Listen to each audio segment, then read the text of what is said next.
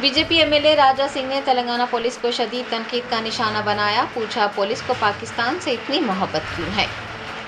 Telangana police को एक बार फिर गोशामहल के एमएलए राजा सिंह की तनकीदों का सामना आ रहा है। उन्होंने कहा कि अगर ज़मीन पर पाकिस्तानी परचम चस्पा किया जाता है तो पुलिस एहलकार उन परचमों को हटाने का काम क्यों कर रहे हैं।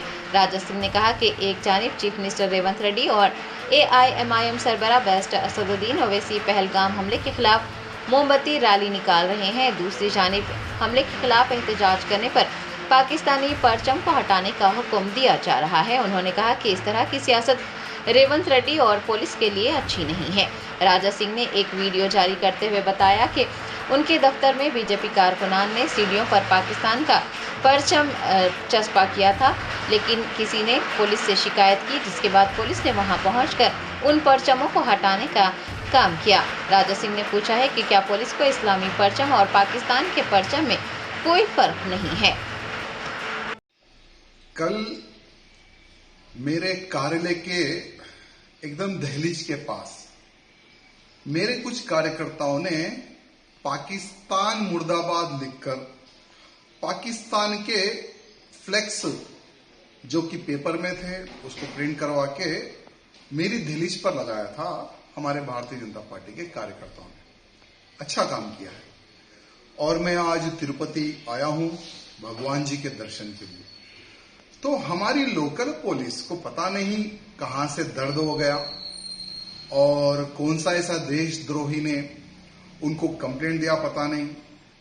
तो मेरी गैर मौजूदगी में पुलिस आती है और उन फ्लेक्स को घसकर निकाल देती है और मैंने तुरंत पुलिस के अधिकारियों को पूछा कि ऐसा क्यों हुआ, क्यों पाकिस्तानियों से आपको प्रेम आने लगा, क्यों आप लोग इस प्रकार के काम करें। तो पुलिस के अधिकारी कहने लगे कि वो पाकिस्तानी झंडा नहीं, वो इस्लामिक झंडा है। तो मैंने पुलिस वालों को कहा कि आपको शायद नॉलेज नहीं है, इस्लामिक झंडे में और पाकिस्तानी झंडे में बहुत अंतर है। पाकिस्तानी झंडे में ऊपर एक व्हाइट कलर की एक लकीर आती है, वो होता है पाकिस्तानी झंडा। तो तुरंत ऑफिसर ने शायद गूगल में सर्च किया, हाँ सर ये तो पाकिस्तानी झंडा था, हमारे लोगों से गलती हुई।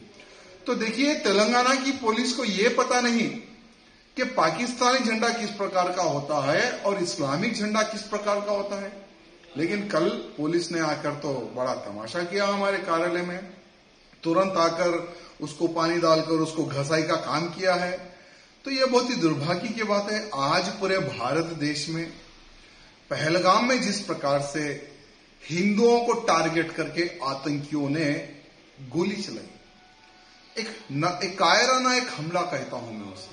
यानी उनकी सोच क्या है, जो हरी किताब पढ़ते हैं उनकी सोच क्या है, जो मदरसा में पढ़ते हैं उनकी सोच क्या है।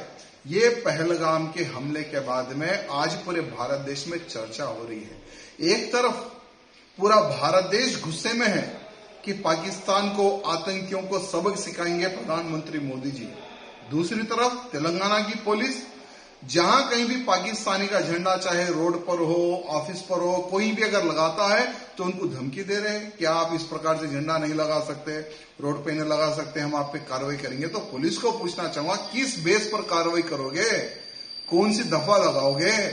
ये बहुत ही दुर्भाग्य की बात है। एक तरफ रेवंत रेड्डी जी, असदुद्दीन ओवैसी कैंडल मार्च निकालते हैं, show put up candle march, और दूसरी तरफ पुलिस को ये आदेश देते हैं कि जहां कहीं भी पाकिस्तान का झंडा कोई लगाता है तो उसको निकाल दो। ये इस प्रकार की राजनीति मुख्यमंत्री जी और पुलिस ना करे तो उनके लिए अच्छा रहेगा।